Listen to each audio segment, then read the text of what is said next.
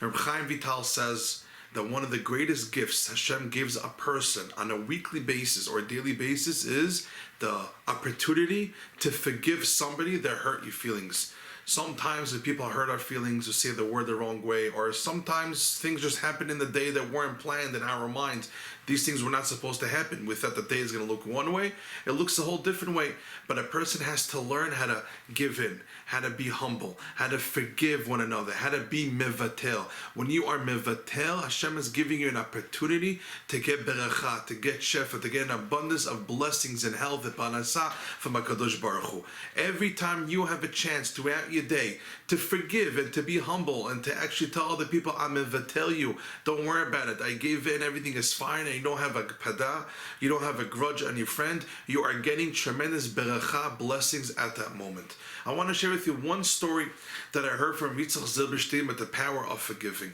This story happened a couple of years ago in a city called Har Nof in Eretz Yisrael.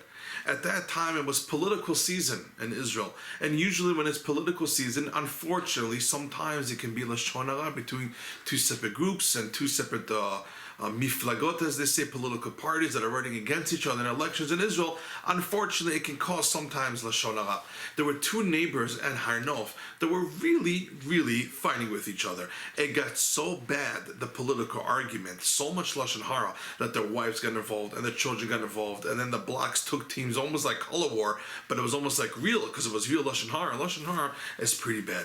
One of the neighbors that was part of the fight realized at a certain point, like, okay, this is bad.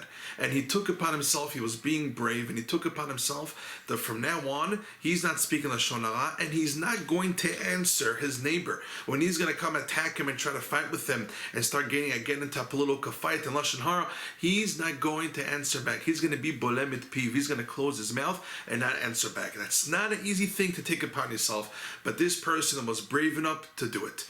Comes Shabbat. He goes to shul Shabbat afternoon to learn before mincha. Shabbat afternoon, you learn. Shabbat, you learn. He goes to learn. He goes to shul, and his neighbor comes over to him with a group of guys, and they try picking a fight with him. Oh, yeah, your political leader said this. You think you know this? You guys are all fraud.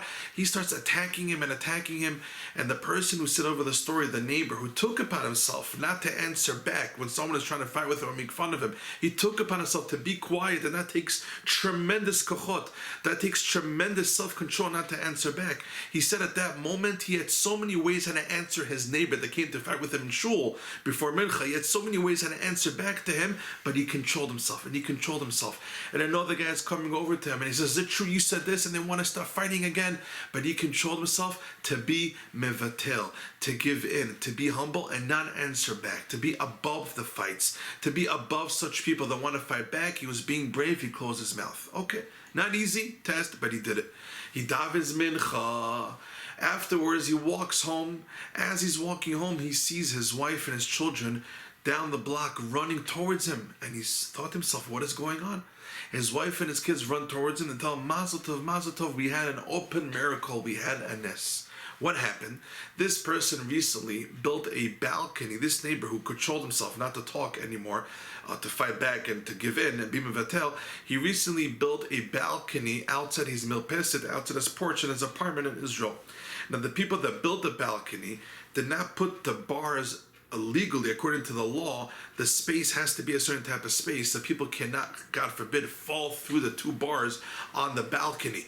Unfortunately, the people that built it for him did it not so legal, and the bars were too far from each other. There were too many inches apart, each bar. So his daughter, his 1-year-old daughter, less than 1 year old, that's how we said over the story, was crawling, and she opened, the door was open to the porch, and she crawled outside to the porch, and unfortunately, she went in between the bars, in between two bars in the porch. And because the bars, the inches are too far from each other, illegally, the baby was actually able to fit in. As the baby is halfway through, one of the oldest sisters noticed that the door to the balcony is open, and the baby crawled so far that she's basically, God forbid, chas v'shalom, about to fall off the balcony. The sister runs and grabs the baby and saves the baby's life. So the mother and the kids are running towards the father, and they told him, Mazel tov, we had an open miracle. Our baby, 1-year-old, almost passed away, but she got saved. She almost fell off the balcony, chas v'shalom. And then they started discussing what what time in the day did this happen?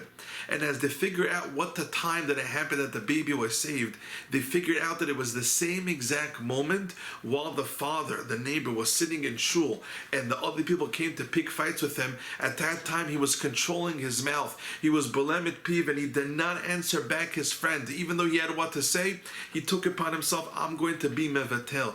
I'm going to give in. I'm not going to fight back. Even though it was not easy, he took upon himself, and he did it at that same moment, at that same hour, at that same minutes. As he took it upon himself, he was not fighting back. Before mincha and shul, his daughter was being saved without him noticing, all the way by his house, by the balcony. When a person is being mevatel, when a person forgives, when a person knows how not to fight back and to be humble and be above the fights, it gives tremendous beracha. It gives tremendous blessing. This person controlled himself not to answer back. At the same time that he controlled himself, his baby was being saved by the balcony. Hashem saved his baby's life.